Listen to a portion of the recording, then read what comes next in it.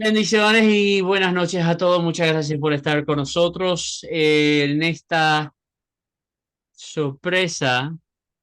No sé si tanto sorpresa, pero de calendario, hoy es la última clase. ¿Ok? Eso de calendario.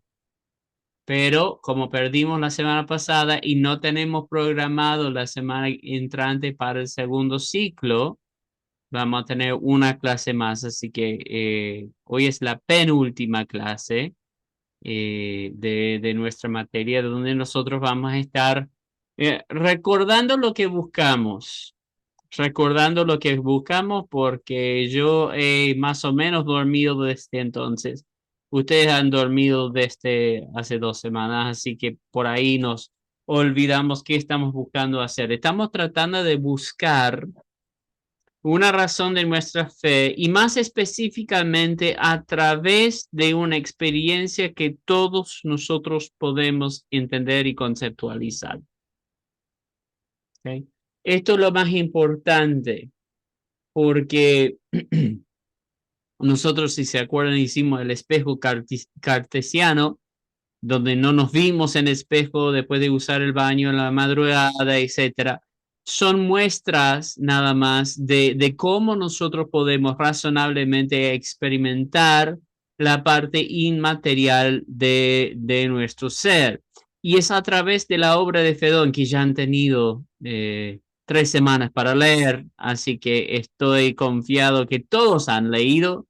Tal vez esté demasiado sobreconfiado, pero bueno, eh, la idea es que nosotros utilicemos los argumentos del Fedón para concretar esta existencia del alma y no solamente la idea de la existencia del alma, mostrar que es inmaterial, o sea, una parte de nosotros que no es físico, sino que mostremos que esa parte inmaterial es también inmortal, inmortal, ¿sí? No puede ser destruido. ¿Por qué? Porque queremos mostrar que hay algo dentro de nosotros que no viene de este mundo. ¿Ok? No hay nada en el universo que sea inmaterial e inmortal que sea desde un plano físico. Y ahí lo voy a dejar porque hay dos cosas que sí son inmateriales e inmortales, y unos hasta podrían decir eternos, que son parte del universo y que lo vamos a utilizar para mostrar la veracidad de nuestro propuesta, porque si ellos pueden existir, ¿por qué el alma no podría existir de la misma manera? Pero no quiero saltar. La idea es solamente mostrar a través de la filosofía que existe el alma y el alma es inmortal, que nos dirige naturalmente a preguntar de dónde vino esa parte inmaterial si todo en el universo es material. ¿Ok? Básicamente estamos desafiando directamente al fisicalismo, a decir que somos solamente un ente físico, ¿sí? Con ese refrescar de la mente en marcha, vamos a ir a nuestra presentación donde lo habíamos dejado, y eso era hablando acerca del Fedón en sí. Así que vamos a compartir pantalla.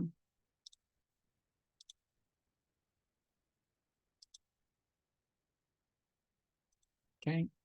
Es lo importante que nosotros tengamos en cuenta que vamos a estar usando estas reglas de pruebas filosóficas a través de todo el Fedón. Ahora, cuando estamos escuchando o leyendo al Fedón, no se siente natural usar las pruebas filosóficas. Es decir, estás escuchando y parece un diálogo nada más entre dos o tres personas, ¿no? Acerca de lo que está pasando.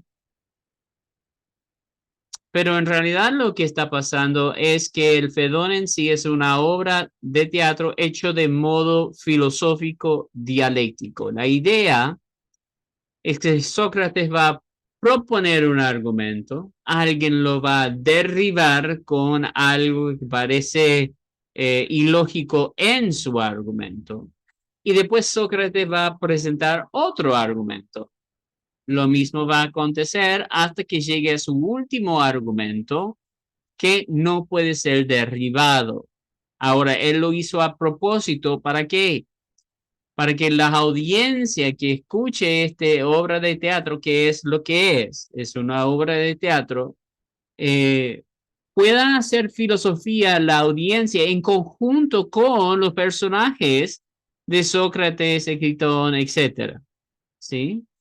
Entonces, la idea es que nosotros pensemos, porque él va a postular varias cosas que son aceptadas y comunes populares durante su día y después lo va a ir derribando hasta su sintonización final, donde él cree que he aquí un argumento que no se puede derribar, entonces yo tranquilamente tomo la cicuta y me voy.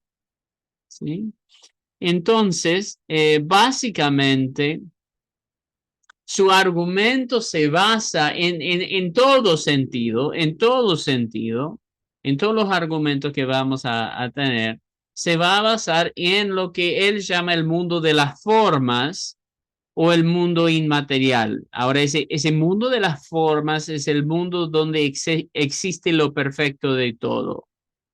No solamente lo perfecto, digamos, como nosotros consideraríamos al cielo, ponele, eh, pero también donde existe la pelota redonda perfecta, donde no haya imperfecciones, o un triángulo perfecto, o la idea de amor, de justicia, de paz perfecta, ¿no? Estas ideas existen en el mundo de las formas que no son impedidos por cuestiones físicas. Y esto es uno de sus argumentos, que él quiere ir para allá porque no tiene que cuidar del cuerpo, ya puede entrar directamente a filosofar con las formas en sí. Y la parte de su cuerpo que es almático, también es parte de esas formas, el mundo inmaterial. Básicamente, aunque postula cuatro, yo voy a combinar dos porque creo que están diciendo lo mismo. Postula tres argumentos básicos, cada uno aclarando o mejorando el argumento anterior, basando en el cuestionamiento de los otros filósofos alrededor del hecho de la muerte de Sócrates. ¿Sí? Entonces tenemos el mundo de las formas acá, y esto va a ser su primer argumento. Las formas platónicas son cuestiones como hemos dicho, ideas, justicia, paz, felicidad. ¿Okay? Ahora, todos nosotros aquí en la tierra, físicamente, hemos experimentado estas ideas.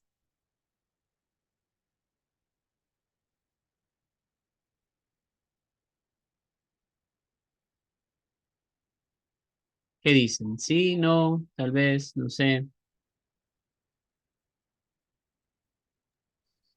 Si las hemos experimentado personalmente a las ideas de justicia, paz, felicidad, Ajá. sí, creemos que hay una justicia tanto terrenal como divina, que hay una felicidad en cosas que nos gustan, que nos hacen Camela, felices. ¿por qué?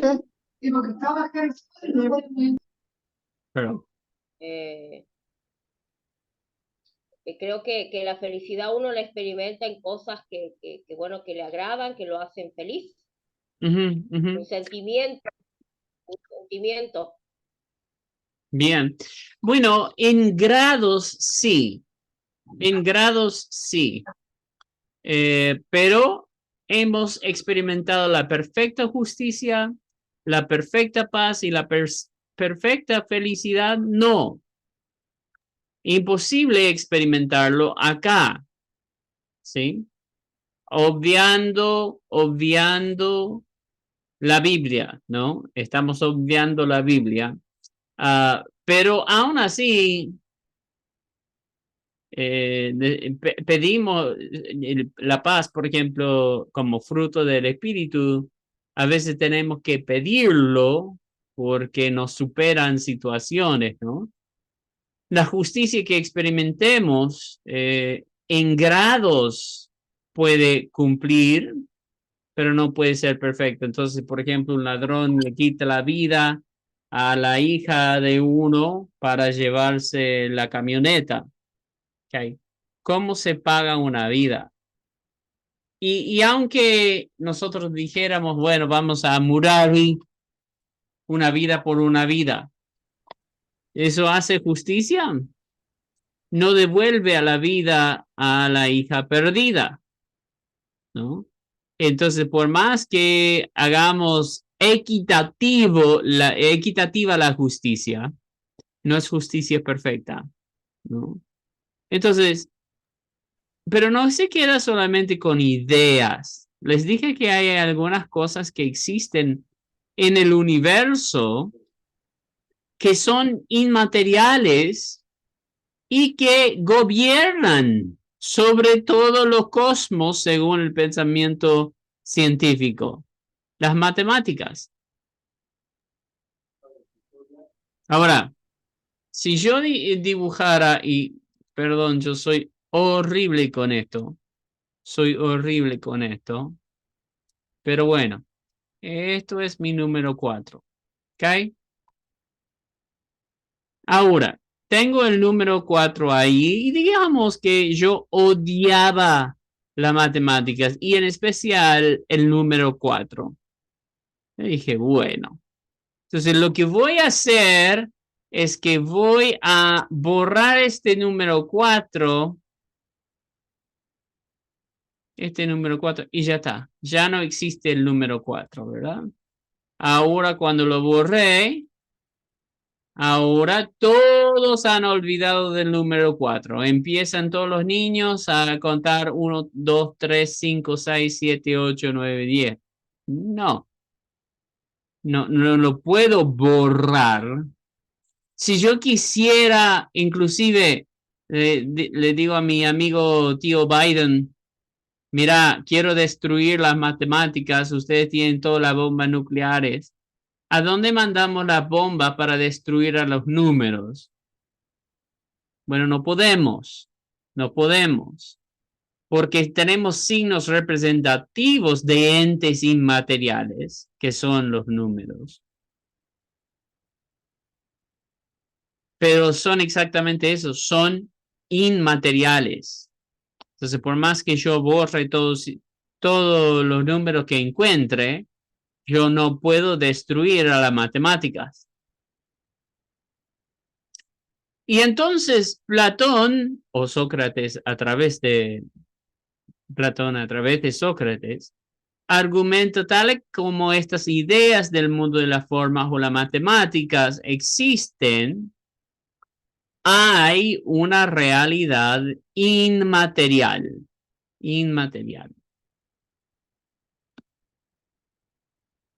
Entonces tenemos nuestro primer argumento.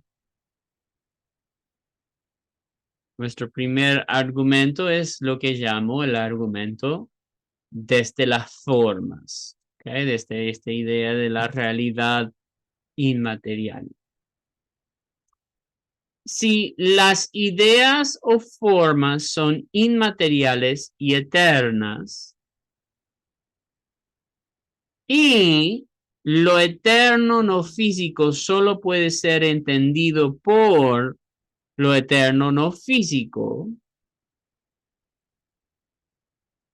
entonces lo que entiende las formas tiene que ser eterna. Ahora entiéndese, y yo no voy a usar esta palabra más, es solamente el argumento que hace Sócrates, entiéndase eterna acá para significar dos cosas, que no es físico, no es cuerpo, no puede ser destruido. Y eterno más bien sería dicho inmortal, inmortal y no necesariamente eterno. ¿Cuál es la diferencia entre lo eterno y lo inmortal? Es muy importante que seamos específicos con nuestro vocabulario.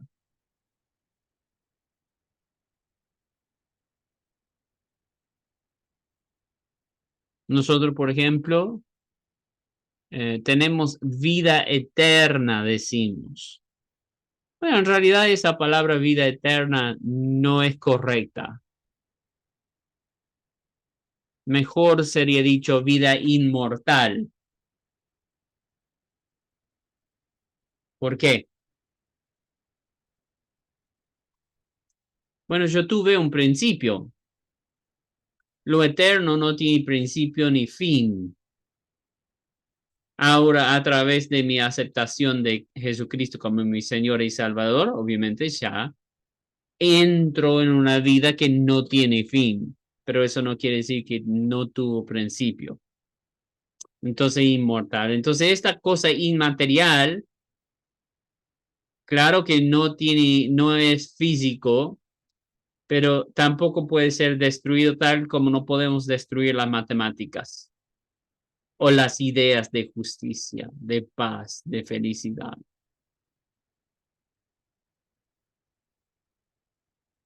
Ahora, la pregunta es, ¿funciona este argumento? Recuerden nuestras reglas para las pruebas filosóficas. Cada postulado tiene que ser verdadero y tiene que ser congruente el uno al otro. En cuanto a las congruencias de los postulados 1 y 2, son congruentes. Pero número 1 y número 2 son verdaderos.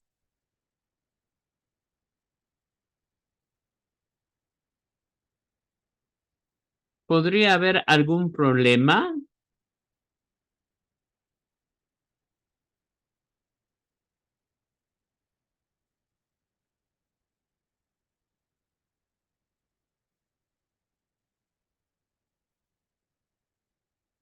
Las ideas o formas son inmateriales y eternas. Bueno, esta es la definición de las formas platónicas, entonces vamos a decir, por lo menos para Sócrates, no, esto es verídico. Y nosotros le vamos, como es su argumento, lo vamos a dejar tener su propia definición. Pero el número 2 es un poco cuestionable. Lo eterno no físico solo puede ser entendido por lo eterno no físico. ¿Okay? Mi suegra abajo tiene dos perritos. Uno un poco más grande, son dos caniches, uno un poco más mediano, el otro es más chiquito. Y el más chiquito es el alfa. Siempre funciona así, ¿no? Medio raro. Pero bueno, el más chiquito es el alfa. Entonces, le tuvo que dar dos diferentes platos de comida porque lo que tendía a pasar es que la chiquita que se llama Bianca, ella comería todo y le pelearía a Juani y después, Juani es el otro perro, iría a llorarle a la Miguelina. ¿Por qué iría a llorarle a la Miguelina? Porque está percibiendo injusticias. Ahora, desde nuestro entendimiento, el perro es solamente físico. Si nosotros incluimos la idea de justicia como si fuera la cosa inmaterial y eterno, no podríamos decir necesariamente que lo eterno no físico solo puede ser entendido por lo eterno no físico. ¿Se entiende por dónde podemos atacar este argumento y por qué? acá sería, por ejemplo, de que su suegra, pongamos lo eterno, sería, sí puede entender al perrito, a la perrita, cuando va de alguna forma a reclamar de que hay una injusticia entre ellos. Ujú, ujú. Pero más importante es que el perro que consideramos solamente físico, que no tiene alma, por así decirlo, entiende justicia e injusticia.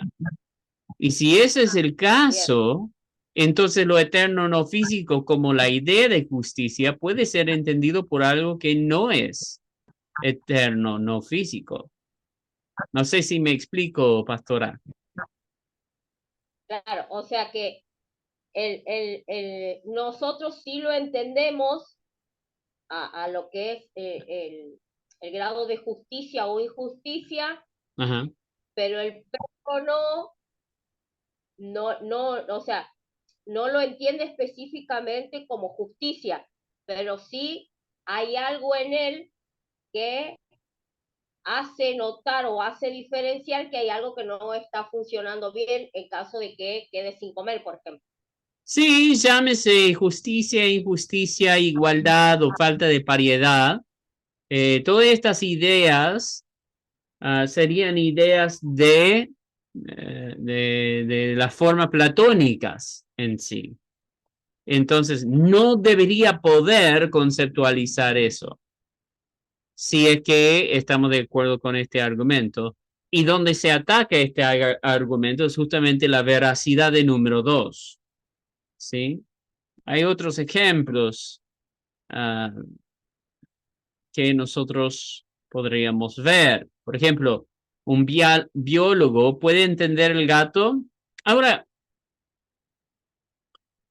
nosotros tenemos una sensación, y acá quiero hacer una distinción.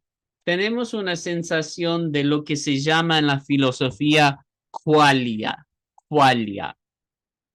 Qualia es que, por ejemplo, Eliana, si ella me puede entender a mí.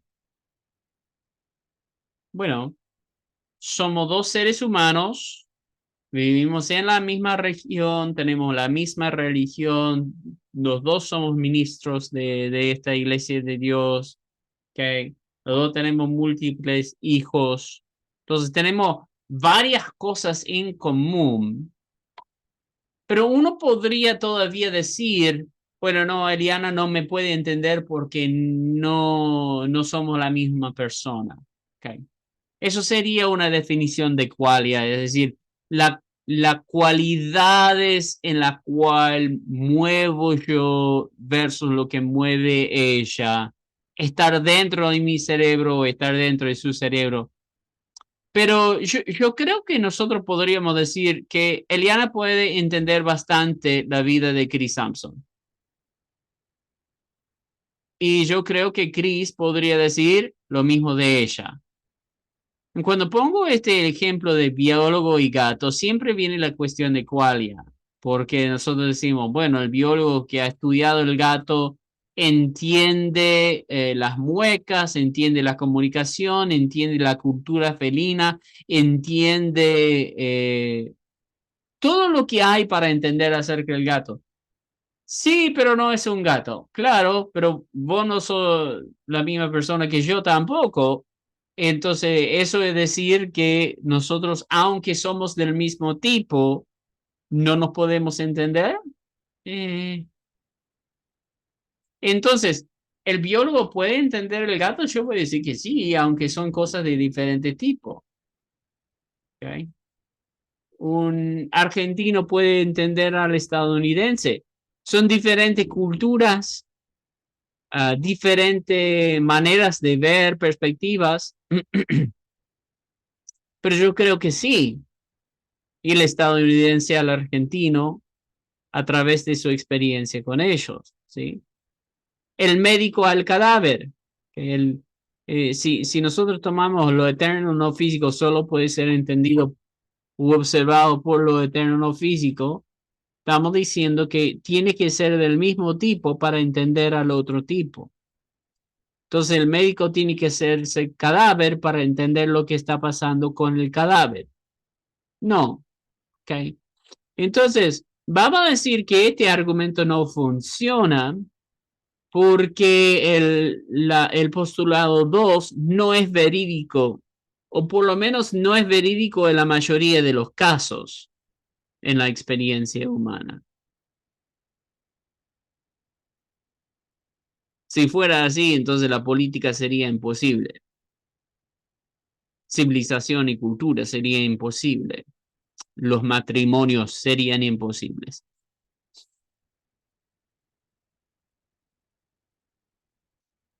Pero Sócrates está consciente de lo que podría ser discutido ahí. Entonces va a seguir trabajando sobre esta idea de las formas, pero va a venir en un punto de ataque diferente y acá es donde tenemos todas las preguntas de la reencarnación, si Sócrates creía en la reencarnación o no, pero no es el punto de la clase, pero él ciertamente, por lo menos por sus respuestas y su seguridad de ir al mundo de las formas después de morir, parece que no está esperando la reencarnación. Solamente quiere decir que nosotros existimos o preexistimos nuestro cuerpo en el mundo de las formas. No necesariamente que hay ciclos así, aunque se puede interpretar así. ¿Ok? Entonces, personalmente mi interpretación acerca de esto es que lo usa como herramienta retórica, pero su creencia personal es no en la reencarnación. ¿Ok? Es más, los griegos no habrían tenido el concepto de reencarnación en su cosmovisión. Eso viene de Asia, ¿sí? En otro tiempo, con lo cual él no habría tenido contacto. Así que es solamente un acronismo, en lo mejor de los casos, un acronismo, ¿sí? Su segundo argumento entonces va a hablar acerca de las formas y yo voy a llamar este argumento, recuerden, yo dije que tenemos cuatro argumentos que yo voy a condensar en tres.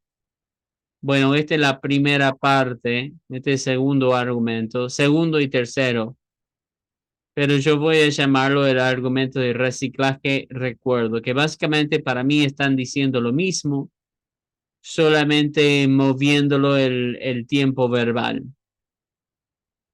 En primer estado, él habla acerca del movimiento entre estados. Ahora, hay que entender qué quiere decir con movimiento entre estados para entender este argumento.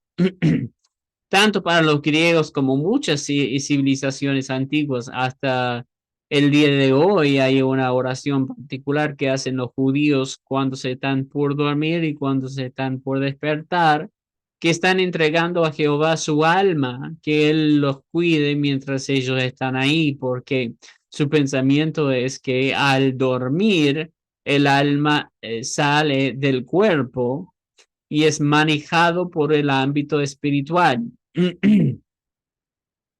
Sea de pesadilla, sea de buen sueño, sea de sueños raros, ¿okay? Siempre tiene su significado espiritual.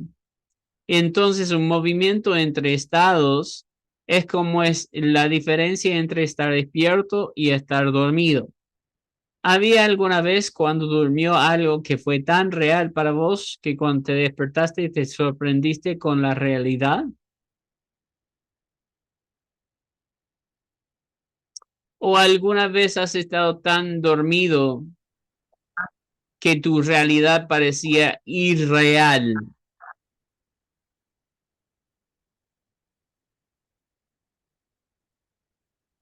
¿Qué tal esos sueños A veces cuando uno se despierta y parece que es tan real que aún después de despierto parece que todavía lo sigue viviendo, ¿no? Es como una fracción de segundos que uno tiene que volver a su realidad y decir, no, no, era un sueño. Cuando uno se despierta llorando, ¿no? Es la sensación de que parece que, y queda en uno ese sollozo, ¿no? Que uno hace, ¿no? Porque parece que es tan real lo que estaba viviendo que después se despierta y dice, no, era solamente un sueño. O, o me ha pasado un par de veces que mi esposo está orando y reprende fuerte y me despierta y digo, Señor, este hombre, qué ungido que está, ¿no? Y después le pregunto al día siguiente qué era lo que soñaba y él me dice que no, pero yo lo escuché orando y reprendiendo. Aquí viene la gran pregunta. ¿Cuál es lo real? ¿El estar despierto o el estar dormido? Y nosotros estamos inclinados siempre a decir, bueno, despierto, porque es ahí donde yo tengo agencia, es allí donde yo tomo decisiones. Porque cuando estamos dormidos, no sé de ustedes, algunos tienen la habilidad de controlar sus sueños. Yo no soy uno de esas personas. Entonces, cuando yo estoy soñando, es más o menos que como que las cosas me acontecen o soy espectador de las cosas. Y aquí la gran pregunta. ¿Y cuando estás despierto, tenés agencia o las cosas te suceden?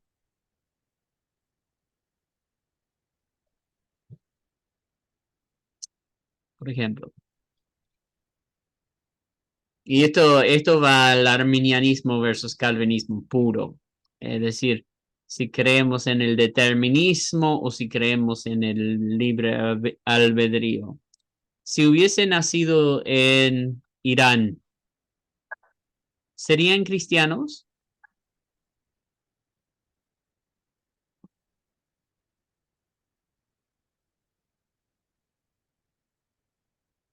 O si ustedes hubiesen tenido mucha plata, crecido con la cuchara plateada en la boca, ¿estarían buscando ministrar o ser ministros?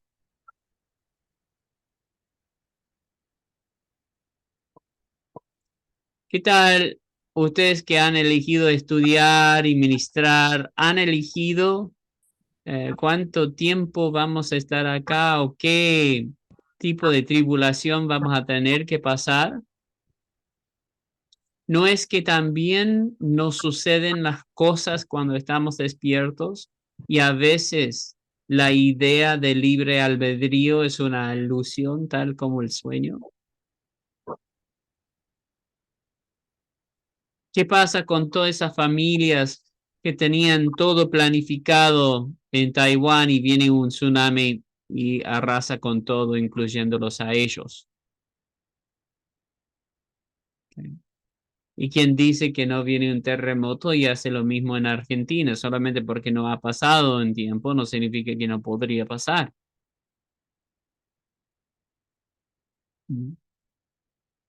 Entonces, este movimiento entre estados, estar despierto o dormido, es para Platón como una muestra de experiencia diaria que uno pasa, donde uno distingue qué es real y qué no es real.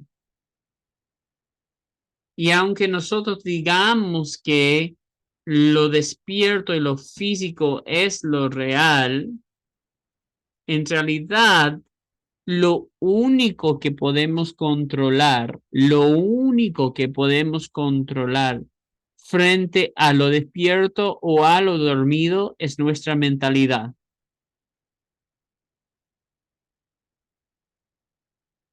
Yo no puedo controlar lo que vaya a acontecer conmigo el día de mañana. Tengo más chances ahora después de haber tenido infarto a tener otro. Lo único que puedo controlar frente a esa realidad es cómo reacciono yo, ¿no? Obvio, dieta, medicina, controles médicos, hago todo lo... ¿Eso significa que no voy a tener otro? No. Entonces, ¿en control estoy? No.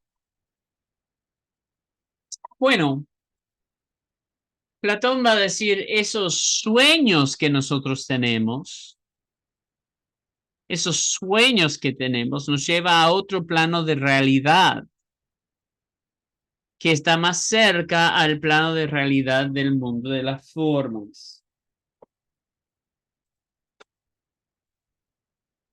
Y otra manera de entenderlo, tal vez un poco más actual, en vez de entrar en todo lo místico que es de la mitología griega, es fabricar un auto.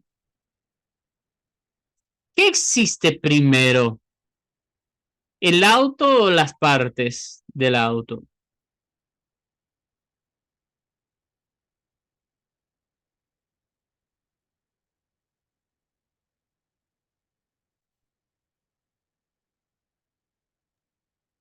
Para mí las partes, ¿Ok? ¿Y para qué diseñaron las partes si no hubo un diseño del auto primero?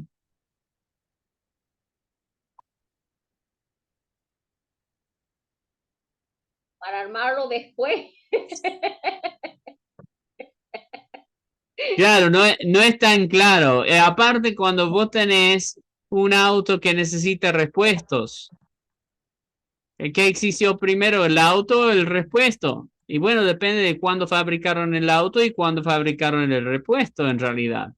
Uno podría decir este nuevo repuesto. Bueno, ese repuesto podría haber estado allí en el estante hace 20 años y es nuevo para vos, pero es más viejo que tu auto usado que vos lo ves como viejo, pero pone una respuesta, un repuesto nuevo. El movimiento en estados, entre estados, muestra la, la no necesariamente bifurcación, sino doble vía de lo material y lo inmaterial, la íntima conexión entre las dos partes.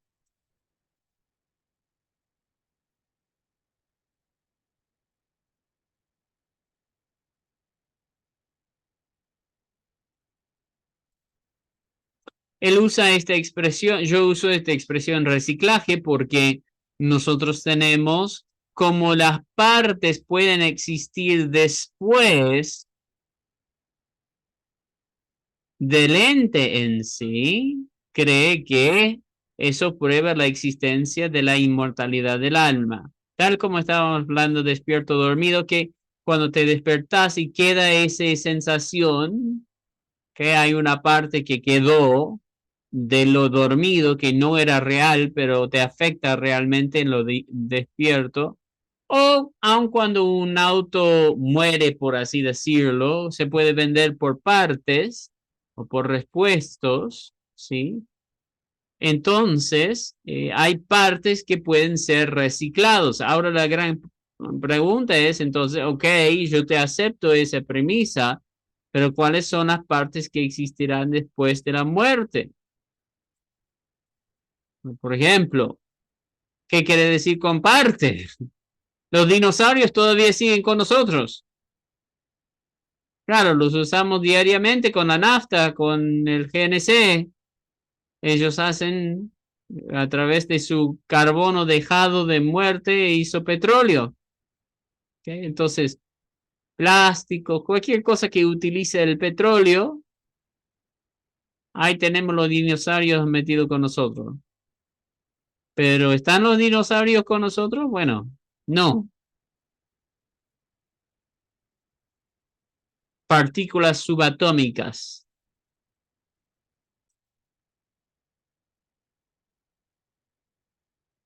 ¿Y cuál es la parte en sí que es necesario para definir, como está tratando de decir aquí Sócrates, del alma, que el alma es esa parte que va a existir después. Si regresamos al auto y es absolutamente necesario, digamos que para Sócrates en el auto, el bloque de motor es la parte esencial, digamos, del auto. ¿Qué tal si es justamente esa parte que se rompe que hace que no funcione ya más el auto? Este argumento, entonces, para mí no prueba que el alma necesariamente existirá después, entonces no prueba que el alma es eterna. Tal vez exista un poco después, pero hay partes de mi físico que también van a existir un poco después. Ahora en Argentina todos somos donantes de órganos. Cuando morimos, hay partes que pueden seguir viviendo como repuesto de auto para otro. Otro, bueno, no me van a tomar el corazón ya ha tenido infarto, pero pulmones, hígado, cerebro, las retinas del ojo, o sea, diferentes órganos que van a cosechar al momento de la muerte si es que están saludables para darle vida a otro.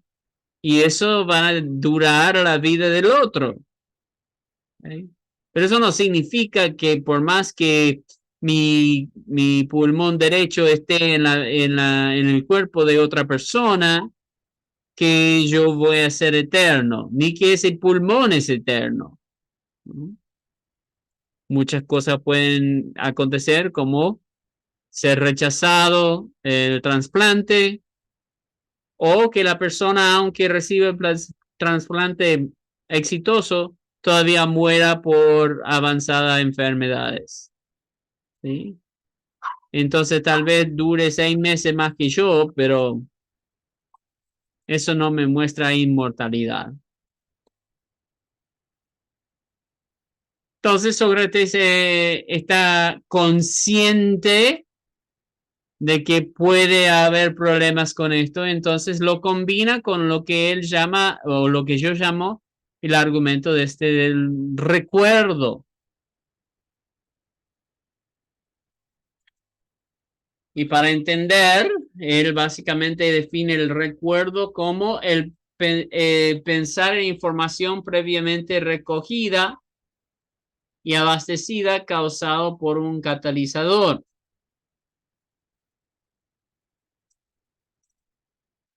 Entonces él dice, mira, nosotros hemos, hemos conceptualizado la justicia, la paz, la felicidad, las matemáticas, todo sin haberlos experimentado en el mundo físico. Entonces, ¿de dónde sacamos esta información como seres humanos? No podría ser que nosotros somos capaces de recoger esta información de algo previamente abastecida, causado por algún catalizador que tenemos en nuestra experiencia en el mundo.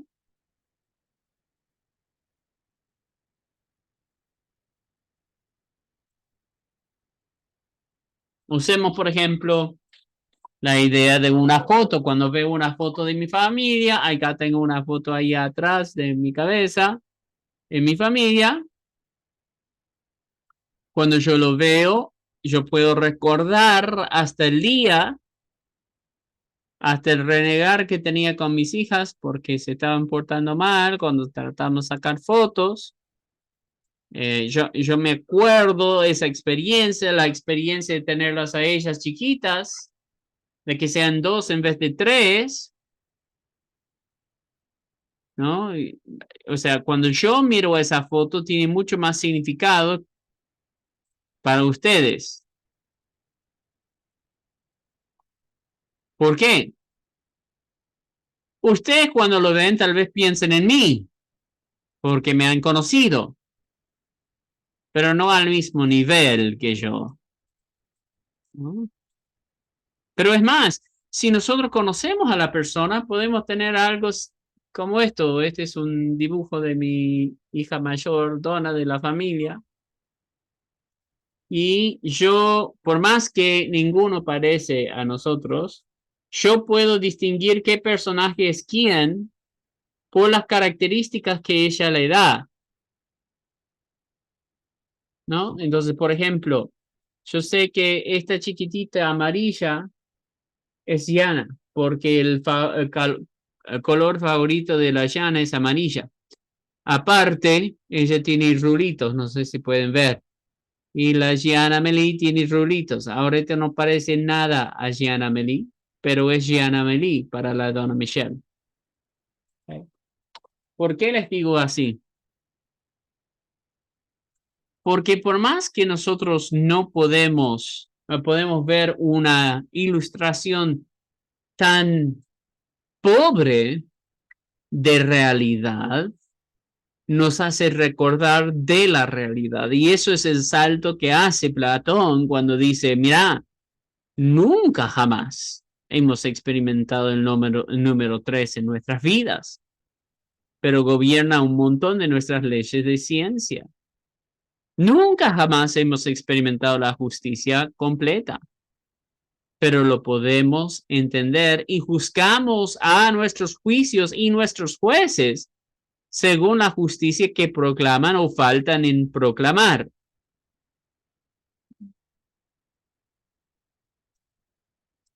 Entonces, el recordar es pensar en la información previamente recogida, abastecida, causado por un catalizador.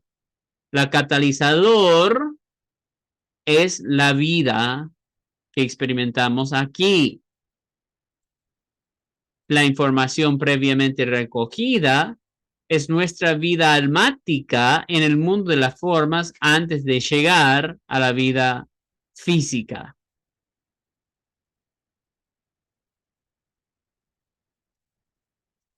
Entonces termina con esta pregunta potente. Si nunca conocí a esta persona como foto o dibujo, ¿cómo puedo recordarlo? Ahora, cuando ustedes compren los marcos, a veces los marcos tienen fotos de familias modelo, ¿viste? No nos causa nada. ¿Por qué? No los conocemos. No son nadie, son actores, son modelos. Ni sabemos si son familia o no de verdad. ¿Sí?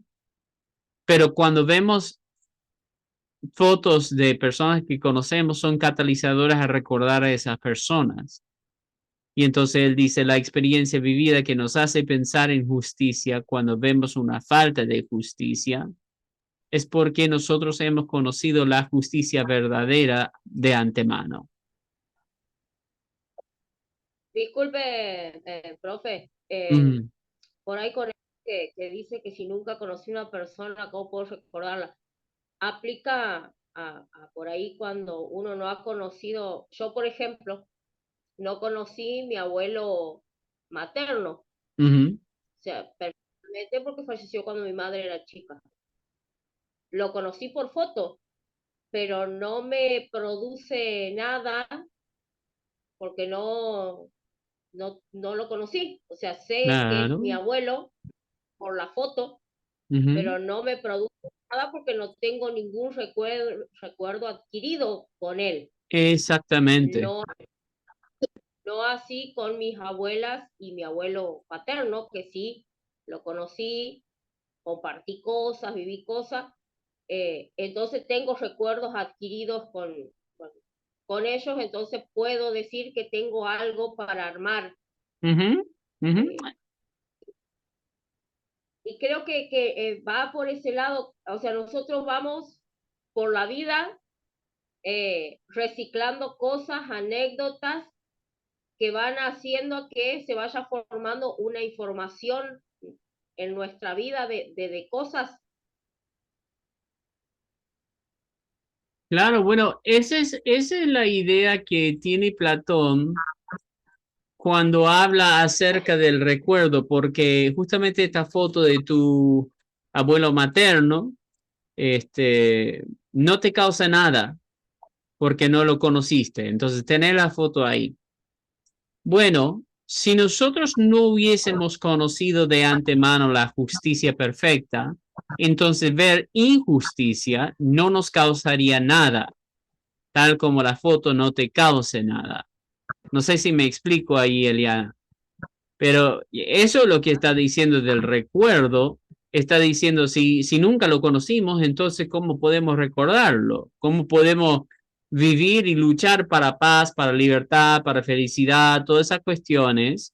¿O cómo podemos hacer hasta cálculos numéricos si nunca hemos conocido estas cosas inmateriales de antemano? Los catalizadores entonces no tendrían ningún efecto, no nos serían catalizador. Entonces vemos una mujer violada y nadie hace marcha porque no conoce justicia, pero el ser humano innatamente conoce justicia. Entonces lo que dice Hay Platón es algo previo a nosotros. exactamente, sí. Y eso es bueno para argumentarlo, porque si hay algo previo a nosotros, ya vamos a llegar a eso, pero no necesariamente es nuestro alma. ¿Okay? Entonces nosotros sí tenemos catalizadores de conocimiento previo, pero no necesariamente de nuestra alma. Ya vamos a ir en el última clase, seguro vamos a hablar más acerca de eso. Entonces, aquí está nuestra prueba filosófica, habiéndolo explicado un poco. Todos conocemos las formas platónicas, todos lo conocemos, nadie discute eso. Ahora, algunos discuten si son formas o no, pero todos conocemos formas platónicas. Entonces, si no se puede experimentar la forma platónica en el mundo físico material, y aunque en esta vida no las hemos experimentado, las podemos conceptualizar. Y si se puede entender por una recopilación de información antes de nuestro nacimiento, entonces la parte inmaterial del ser humano existe antes del nacimiento de su parte material.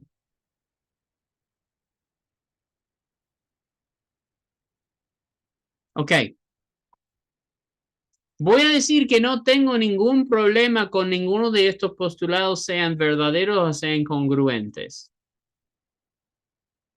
porque los tres serían verdaderos desde la perspectiva platónica y los tres son congruentes. Mi problema es la resolución, porque recuerde a qué está argumentando. Está argumentando para la inmortalidad del alma, no de la no de la longevidad del alma previa a la existencia física del ser humano. Y esta es la resolución que tiene, ¿no? La parte inmaterial del ser humano existe antes del nacimiento de su parte material. Ok, perfecto.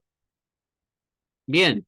Pero eso no responde a lo que estamos buscando en toda esta obra, porque lo que estamos buscando es que si existe el alma, y número dos, si existe después de la muerte, no antes del nacimiento.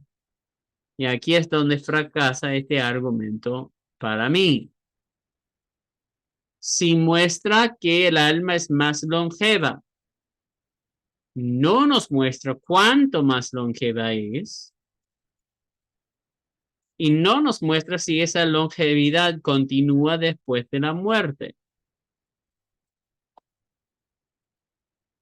¿Okay? Entonces, podría probar que el alma existe antes del cuerpo, pero no prueba que la vida del alma es inmortal y regresamos a partes usados, el auto usado, sea, vos podés tener un volante sentado en un auto que he hecho percha, que exista unos 60 años más, pero en algún momento ese volante también se va a deshacer.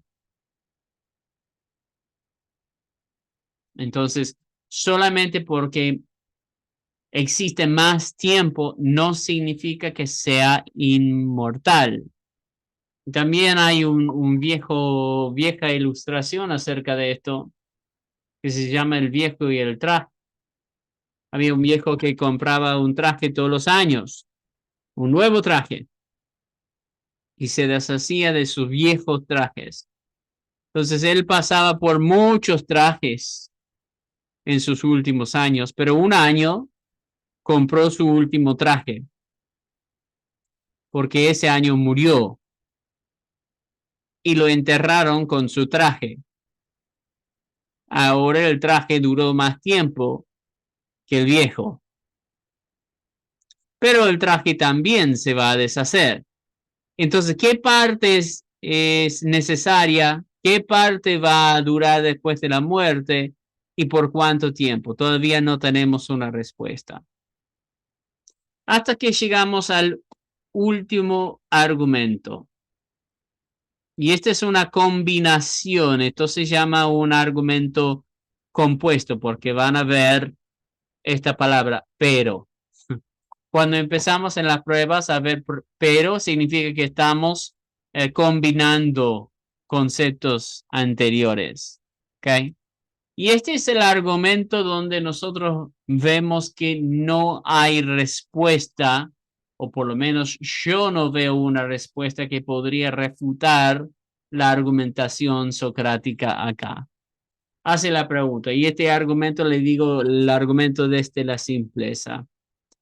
¿Qué tipo de cosas pueden ser destruidas? Y esto es otra manera de argumentar por completo, porque lo que estábamos viendo hasta ahora es un ciclo entre qué partes quedan, qué partes se van, cuáles antes, cuáles después, y ninguno de estos nos van a decir que existe el alma ni que el alma no puede ser destruido. Pero acá al preguntar esta cosa, nosotros vamos a empezar a razonar mejor.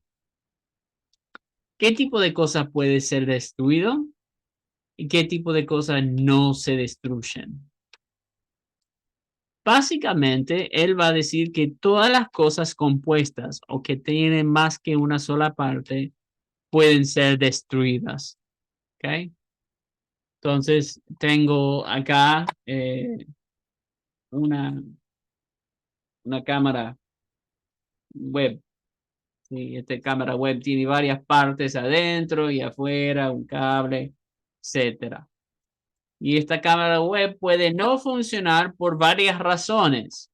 Que en alguna de estas partes deje de funcionar significa que esto ya no me sirve o lo tengo que arreglar, reemplazar alguna de sus partes para que funcione correctamente. Pero algo tan sencillo como un lápiz tiene sus partes que se puede romper. También este cuerpo tiene partes. Puedes tomar una espada y cortarme en diferentes partes y yo dejo de funcionar, ¿no? Empiezo a morir. Entonces, las cosas compuestas pueden ser destruidas. ¿Cómo pueden definir si hay lo que tenemos frente a nosotros es una cosa compuesta o una cosa no compuesta? Bueno, las cosas compuestas cambian. Entonces, esto cambia a través del tiempo. No tiene el mismo aspecto que siempre tuvo. Cambia también su funcionamiento. El lápiz lo tengo que afilar si lo quiero seguir utilizando. El árbol compuesto cambia a través de las temporadas. Estamos en otoño ahora. Mi hija se puso a asombrarse con la lluvia de hojas que le estaba cayendo encima mientras caminábamos hoy a la parada para ir a la escuela. Entonces las cosas compuestas son cosas que cambian. Número 3. Las cosas, y él dice invisibles, yo voy a poner no observables mejor, porque hay cosas invisibles que todavía se pueden observar, como la música. No, es un sonido, no lo puedo ver, pero eso no significa que no lo puedo observar. Las cosas inobservables no cambian. Entonces, por ejemplo, la idea de justicia perfecta, tal vez no lo podamos explicar concretamente porque es en sí inefable, o sea, no se puede explicar con nuestras palabras, pero podemos señalar cuando no hay justicia perfecta, ¿verdad? Y esa idea no cambia. Tal vez no sepamos explicar la paz perfecta, pero sabemos cuando hay falta de paz. Nunca hemos visto el número 3 en sí. Hemos visto el signo lingüístico representante del número 3 que cambia de cultura en cultura, pero no hemos visto el número 3. Pero no cambia el número 3 por más que lo hayamos visto o no. Esto va a ser una cosa simple. ¿Ok? Cosas compuestas pueden ser destruidas. ¿Cómo definimos las cosas compuestas? Cambian a través del tiempo. Las cosas no observables no cambian, entonces esas cosas que no cambian se llaman cosas simples. Por eso el argumento de la simpleza se llama el argumento de la simpleza. Las cosas invisibles no cambian, son simples. No hay una parte de número 3 que yo puedo destruir. Hay una parte de justicia perfecta que tengo en la mente que yo puedo destruir.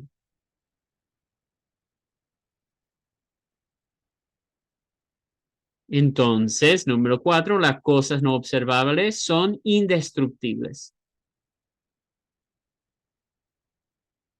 Acá viene la composición del argumento. Pero el alma no es observable. Eso quiere decir que el alma es del mismo tipo que estas ideas platónicas.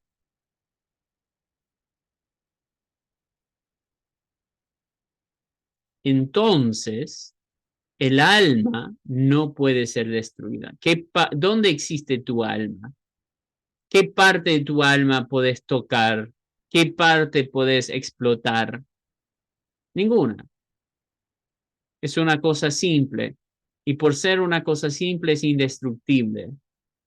Es como el número 3. Y entonces el alma no se puede destruir. Acabamos de probar la viabilidad de la existencia del alma a través de cosas que sabemos que existen inmaterialmente. Y también como esas otras cosas inmateriales, no puede ser destruida el alma. El argumento de la simpleza, entonces, es el último argumento del Fedón que utiliza Sócrates para mostrar su seguridad de que su alma existe y que al tomar la cicuta iba a abandonar el cuerpo e iba a ir a lo que él llama el cielo platónico o el mundo de las formas, porque su alma no iba a poder ser destruida.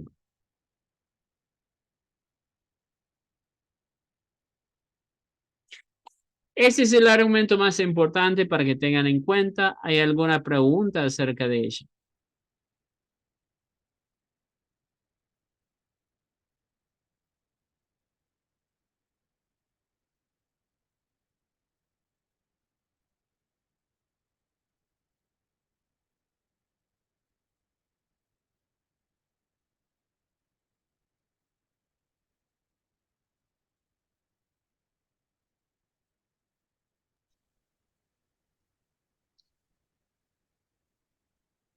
Estoy recapitulando todo y tratando de entenderlo Platón.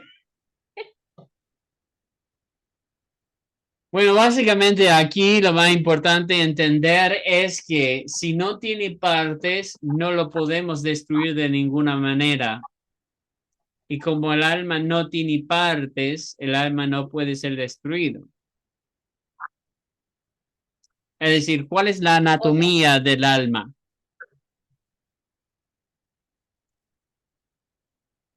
No sé qué decirte. no, Ahora, claro, o en sea, el no, medioevo había discusión acerca de eso en la Iglesia Católica y también había preguntas acerca de cuándo entra el alma en el cuerpo. Era todo un campo de estudio muy fructífero para ellos, que era completamente ilógico. No tenía ningún fundamento ni científico, ni bíblico, ni nada para decir lo que estaban diciendo, ¿me entiendes? Entonces, yo me quedo con la explicación almática de Platón, en que básicamente no hay una anatomía del alma en sí, porque si hubiese una anatomía del alma, se derrumbe todo el argumento. Es decir, si el alma tuviera brazos, tuviera piernas, tuviera una cabeza, bueno, es una cosa compuesta y puede ser destruida.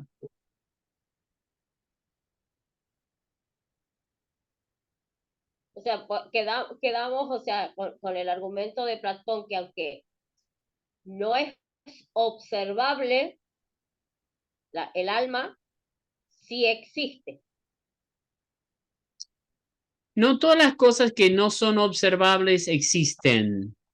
Por eso voy hablando acerca de ideas como justicia, paz y felicidad y como la matemática. Sabemos que existen, no es que no existan, ¿no?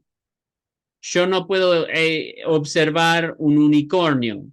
Eso no quiere decir que el unicornio es eterno porque no lo puedo observar, ¿no? O sea, hay un límite a ese razonamiento. Tienen que ser cosas que son, ¿sí? Entonces Claro. sabemos que el número 3 existe, pero en un plano inmaterial. Entonces hay una categoría inmaterial de existencia y el alma se encuentra en esa categoría. Ahora, yo he obviado para mí lo más obvio de otro ente inmaterial, porque dijimos que no íbamos a usar las escrituras, pero obviamente el ente más conocido como existencia inmaterial es Dios. Y básicamente acá nosotros estamos poniendo el alma en el plano de existencia de Dios.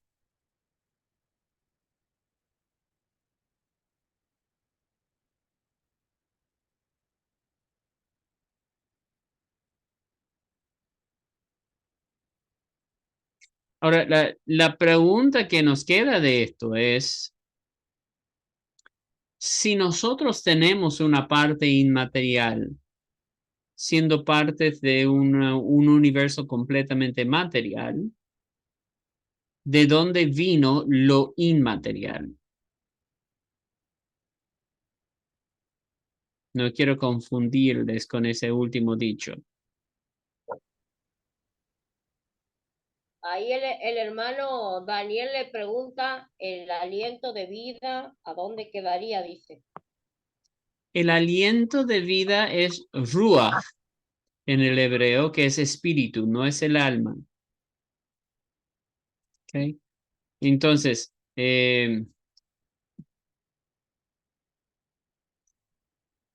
cuando entramos en neumatología, vamos a hablar mucho más acerca de eso. Pero eh, el aliento de vida que sopla en las narices de Adán es el espíritu de Dios. Ahora, dice que cuando sopló en sus narices, ¿qué pasó? ¿Se acuerdan? Es aquí donde tenemos la distinción entre alma y espíritu. El soplo divino no es el alma, eso es el espíritu de Dios. Pero sopló en las narices de Adán, eso es espíritu de Dios, y llegó a ser un alma viviente, dice las escrituras. Es el espíritu que vivificó el alma en el barro. El barro es físico. El espíritu vivificó el alma, la parte inmaterial, en Adán para que sea la imagen de Dios en la tierra. Y eso es lo que le habilitó tener comunión con Dios donde los animales no tenían, por ejemplo, que lo distinguían entre toda la creación. ¿Okay? Entonces, ese alma que nosotros tenemos proviene de algo preexistente. Recuerden que yo dije, no, vamos a llegar a esto al final de la lección, pero si creemos que el alma es preexistente al cuerpo, pero no como nuestra alma, ¿qué quiere decir? Bueno, hay un momento en la fecundación y se ha documentado, ustedes pueden verlo en YouTube si quieren verlo, cuando de repente el espermatozoide entra en el óvulo, sale una luz. Algunos proponen que sea fósforo, algunos proponen otro químico, pero no ven la utilidad de esa luz que se produce. Yo digo, en el momento de la fecundación empieza un nuevo ser porque empiezan los dos gametos que tienen medio formación de ADN y forman un nuevo ser físico. Al mismo tiempo, Dios sopla en esa persona para darle alma. Entonces, este debate que tenían en el medioevo, cuando llegamos a tener alma, cuando no, es mucho más simple si nosotros decimos al principio. Al principio, cuando hay fecundación, allí es donde llega a ser un alma viviente también. Ahora, desde la caída, esa alma nace muerta. Porque una vez que entra, nosotros somos imputados con el pecado de Adán. Eso es naturaleza pecaminosa. Y eso vamos a hablar más en la martiología, así que toman teología sistemática 2 con nosotros. Y es necesario otra vez que haya otro soplo divino. Recuerden que la palabra de Dios nos dice que estuvimos muertos en nuestras transgresiones y pecados, pero Dios nos vivificó juntamente con su Espíritu Santo. Entonces nosotros tenemos la misma lucha que tenía, digamos, Adán al ser físico sin un alma, necesitaba el soplo divino para llegar a ser un alma viviente. Nosotros tenemos alma, pero alma muerta cuando no estamos en Cristo Jesús. Eso no quiere quitar este argumento, sea el alma viva o sea el alma muerta, de su perduración. Es decir, sigue siendo una cosa simple y no puede ser destruido. Está separado de Dios, pero no está destruido. Y por eso cuando morimos, el alma se separa del cuerpo. El cuerpo termina de funcionar, pero el alma no puede ser destruido. Entonces, ¿tiene vida después de la muerte? Claro, cuando nosotros definimos a la muerte como la separación del cuerpo del alma, pero el alma no puede ser destruido.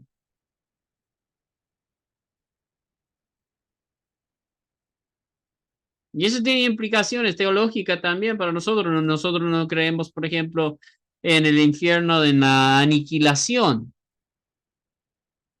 de que algunos creen que el infierno, cuando uno llega al infierno, va y se quema el alma y ya está. Bueno, nosotros creemos que el alma es eterna o inmortal, por lo menos, no puede ser destruido. Entonces, el castigo es eterno, tal como el beneficio de creer en Cristo es eterno, ¿no? Daniel, tenías una pregunta. Levantaste la mano. Buenas noches, querido pastor. Bendiciones a todos. Bendiciones. Felicitaciones. Gracias. Bueno, hace rato hablaba usted, nos ponía un ejemplo que en la parte automotor, autopartes. Ajá. O sea, así como muchas veces en un accidente se destruye el vehículo y no sirve para nada, pero siempre queda algo, eh, y las compañías de seguro dicen el 90%. O sea que tiene que pasarle un tren 4 veces al auto, porque si el motor queda funcionando o no sufre avería en el interior, no es destrucción total. Ajá. Ahora yo voy a esto, comparándolo en la vida real. Así como el vehículo ese sufrió terrible accidente, queda el motor funcionando y sirve para ponerlo en otro vehículo y sigue andando 50 años. Pero a su vez, aquella persona que compre ese motor, lo primero que dice es, a ver, dame los papeles. No sé si me explico, es como que yo pertenezco a alguien. Usted ponía el ejemplo de que yo soy donante de sangre, de órgano, donante de órgano, o en la Argentina somos donante de órgano. Sí. Y a su vez no hacen un estudio para saber si hemos tenido enfermedades como para que nuestros órganos puedan ser útiles en otro cuerpo. Claro. No me quiero enredar, pero quiero llegar a mi duda. Siempre vamos a tener un todo de pertenencia a alguien. Por eso en el libro este que usted nos está haciendo leer, no habla, ellos dicen de los dioses. O sea, Ajá. cuando el alma se va, ¿a dónde van? ¿A dónde lo llevan? ¿A los dioses? Los dioses lo están esperando. Y yo estoy confundido, no crea que estoy filosofando porque la tengo clara, ¿no? Yo quiero que ustedes me ayuden, Si nosotros le somos fiel a Dios hasta la muerte y a aquel que no es fiel hasta la muerte y se va al infierno, ¿esa alma está destruida para siempre? ¿O cómo es que aquel creador que nos hizo, yo ya estoy hablando, digamos, porque soy creyente, no es que soy ateo. Yo me pregunto, ¿por qué Dios a esa alma que yo suponía que venía pura y santa, por qué la persona, aquella que no, o que conoció a Dios y se volvió, se va al infierno, el alma también se va al infierno? Bueno, ahí vamos por parte. En primer lugar, y esto digo siempre cuando se trata de cuestiones acerca de la muerte, primer lugar, yo obviamente no soy Dios y conozco las reglas, pero también conozco a mi buen Dios, quien es misericordioso y fiel, aun cuando nosotros no somos fieles. Entonces, ¿cómo es el momento de la muerte? Cuando nos estamos por presentar delante del Señor. Yo podía haber estado en el umbral, pero no te puedo decir cómo es el momento de la muerte porque ni perdí conciencia ni nada cuando tuve mi infarto, ¿no? Sé que el cuerpo tiembla frente a su mortalidad.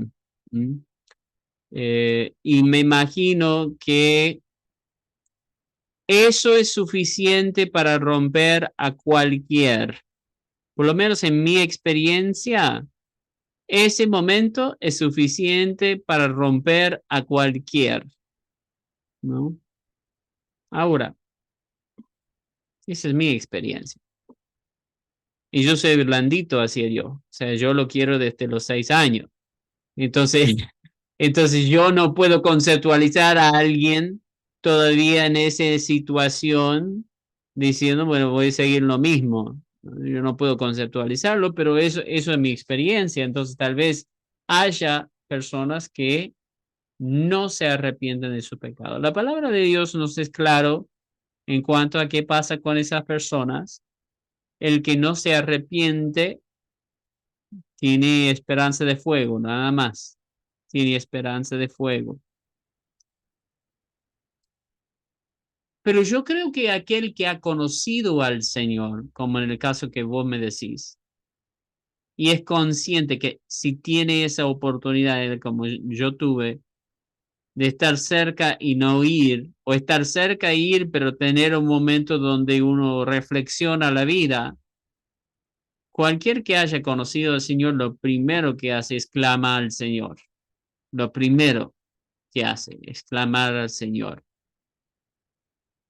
Y mucho acerca de nuestra teología de juicio tendría que pasar por la teología de juicio de Cristo. Aquí en nosotros, yo vi un video el otro día hablando acerca de nuestra teología de misericordia, de gracia de Dios.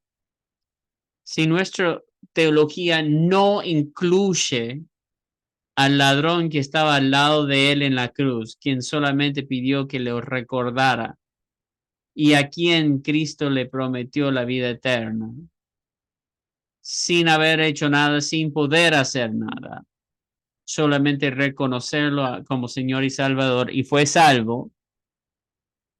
Entonces yo digo, para mí es difícil juzgar en esos casos cuando uno ha estado cerca de Dios mucho de su vida, se fue de Dios, se enfrenta con la muerte. Yo por lo menos diría, cualquier persona sana, en su mente sana, va a clamar a Dios en primer lugar. Y cualquier que invoque el nombre del Señor será salvo, dice la palabra del Señor, ¿no? Entonces, creo que tu pregunta va por mucho, puede ir por muchos lados. Uno de ellos siendo la justicia de Dios frente a casos donde la gente le ha dado la espalda, pero ha servido a su nombre por muchos años. Es justo que vayan al infierno. Eh, yo diría, primeramente me reservo a Dios. Yo le pongo a Dios juez en ese caso porque yo no sé qué pasa después de la muerte. Sí, y ninguno de nosotros lo sabemos. Sabemos que enfrentamos a Dios. Es para el hombre una vez morir y después de eso el juicio, dice la palabra de Dios. Ahora, ¿cómo va ese juicio? Que Dios nos ayude. Todos nosotros vamos a estar agachados ni mirando a Dios. No creo que nadie va a estar de pie, ni razonando, ni cuestionando. Cuando veamos a Dios, lo primero que nos va a entrar es temor. Porque por más que yo sea el más santo de todos, yo sé que soy barro y estoy frente al creador del universo. O sea, cualquier que puede ponerse de pie frente a él, no creo que nadie puede. Y muchos tienen el pensamiento de que van a preguntar cuando han, qué sé yo. No, no, no. Y vos sabés que yo creo que esto va a ser el culto de adoración más pura que hay, aun para las personas que van al infierno. Porque aun cuando va el juicio, la palabra de Dios directamente de su boca es tan pura que lo único que vamos a poder decir es amén y santo es el Señor, ¿no? Entonces, en ese sentido, Daniel, hay mucho que yo tengo por preguntas, pero es algo que vamos a tener que experimentar cuando cruzamos ese umbral de la muerte recién. Y yo creo que cualquier que haya experimentado a Dios, lo primero que va a hacer es clamar al Señor, por más lejos que esté. Disculpen, quiero compartir algo con esto que decía el hermano Daniel de la gente que no conoce a Dios, si se va al infierno, no. Yo creo que Dios aún tiene tanto amor y tanta misericordia para aquellos que tal vez no le han conocido, que aún en su lecho de muerte les da la posibilidad, ¿no?, de arrepentirse. Nos pasó acá en Colonia Santa Rosa hace un par de años atrás, eh, que mi esposo fue al hospital a, a una persona que era travesti, que estaba ya enfermo y que era practicante umbanda. La Mm, familia llamó para que él ore. Y cuando este hombre no podía repetir oración porque estaba este, ya en sus últimas, pero sí estaba consciente, no podía hablar nada más. ujú, Cuando mi esposo le dijo que quería orar para que se arrepienta, este hombre levantó el dedo y hizo así, que no, no quiso. claro. Y bueno, mi esposo era tarde noche, ya como las 10 11 de la noche, le dijo que al día siguiente iba a ir a verlo para orar.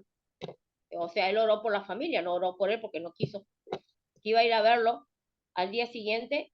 Y esa madrugada a las 3 de la mañana, el hombre partió, Mm, falleció, no pudo ir al día siguiente. Por eso digo que conozco un Dios de amor y de misericordia aún en aquellos que no le han conocido. Hasta el último momento, Él da la oportunidad mm, de que se arrepientan. Creo que pasa por cada uno si quiere aceptarlo o no. Después, si va al cielo o va al infierno, bueno, eso ya sabrá Dios a a dónde manda a cada uno, ¿no? Pero creo que nosotros, conscientes en esta tierra, Dios hasta el último segundo de nuestra vida nos da la oportunidad de conocerle o de aceptarle. ujú, Y ujú. me quedó experiencia, o sea, hasta el día de hoy nos acordamos con mi esposo de que aún en su lecho de muerte, este hombre no haya querido aceptar a Dios. Qué triste, ¿no? Sí. Me quedó, qué triste, porque Dios aún en esa oportunidad quería demostrarle cuánto lo amaba y no quiso. Sí, eso es algo que no puedo conceptualizar yo eh, frente a la muerte, pero bueno, uno ha tenido otra experiencia, otra crianza, otra cercanía con Dios. Y bueno, por eso digo, especialmente para aquellos que han conocido al Señor, lo primero que creo que harían es clamar al Señor. Ahora, como vos decís, con este tipo de personas, algunos tienen corazón de piedra. Y bueno, Sí, sí. O sea, pero pero no puedo. o sea, me quedo con esto, ¿no? De decir, Dios ama tanto al ser humano, porque acá no estoy hablando de un creyente apartado, estoy hablando de una Ajá. persona que era practicante umbanda, que era travesti, y aún así Dios puso la mirada en él para darle la oportunidad de arrepentirse. Mm, claro. A eso voy, el amor que Dios nos tiene como ser humano. A eso voy. Y que ha dicho que no, a eso voy. Digo, wow, o sea, Dios te está dando la oportunidad y no la quisiste aceptar. Ah. Que Dios se apiade de Eso es lo nosotros que y de nuestros familiares que puedan conocerlo, ¿no? Y no sea parte de esa situación, porque creo que tal vez sea algo más y más común, lamentablemente. Por la cultura y todo lo que nos rodea, ¿no? Pero bueno, hermanos, la idea en esta noche era ir a través de los argumentos del Fedón. Creo que lo hemos hecho, o trato por lo menos de hacerme entender. Si hay alguna pregunta acerca de los argumentos, va a ser muy importante para su examen final, que puedan entenderlo, las negaciones o refutaciones que tenemos para cada argumento y por qué funciona el último argumento donde los otros fracasan, ¿no? Nos dirige hacia esta pregunta: ¿de dónde vino y hacia dónde va? Tal como ya fue mencionado, que va hacia los dioses. ¿Cuál es ese plano de inmaterialidad? Bueno, el jueves, según nuestro calendario, nosotros empezamos corriente de pensamiento cristiano conmigo y ustedes pueden ver, les muestro si me deja compartir pantalla, que después de esta diapositiva,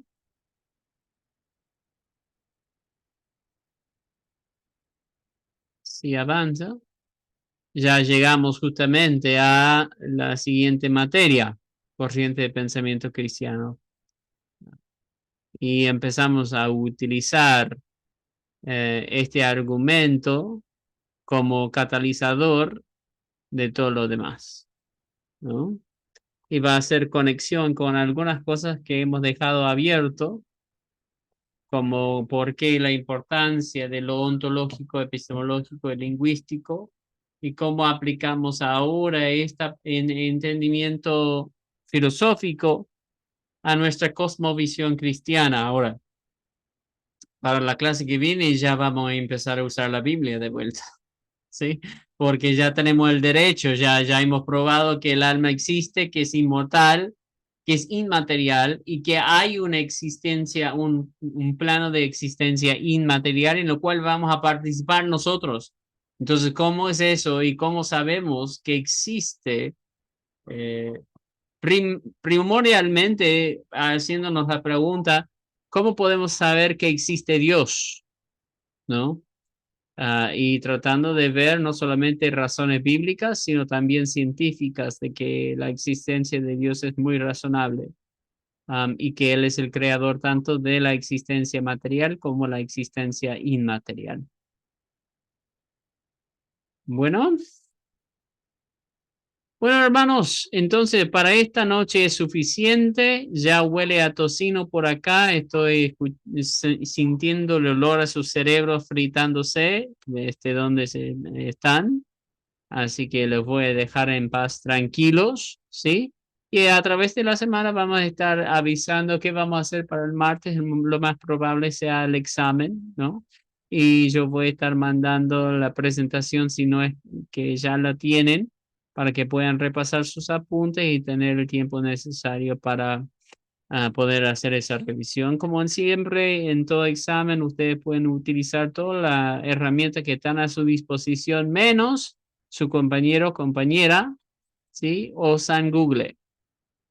¿Okay? Esos dos teólogos no vamos a utilizar. Compañero o compañera y San Google. Solamente lo que hemos apuntado o lo que hay en la presentación o hasta las mismas grabaciones. Cuando ustedes empiezan el examen no hay límite de tiempo. Ustedes hasta pueden ir revisando. Eso me acuerdo que estaba en la tercera o segunda clase, no me acuerdo cuándo, qué sé yo. ¿Ok? Así que todo lo que está en la presentación podría aparecer en el examen. ¿Ok? Muy bien, muy bien. Bueno, muchísimas gracias entonces por su asistencia, por su participación. Que Dios le bendiga y Dios mediante nos estamos viendo la semana que viene. Bendiciones. Gracias, Amén. querido pastor. Bendiciones. Bendiciones Bendiciones, a todos. bendiciones. Chao, chao.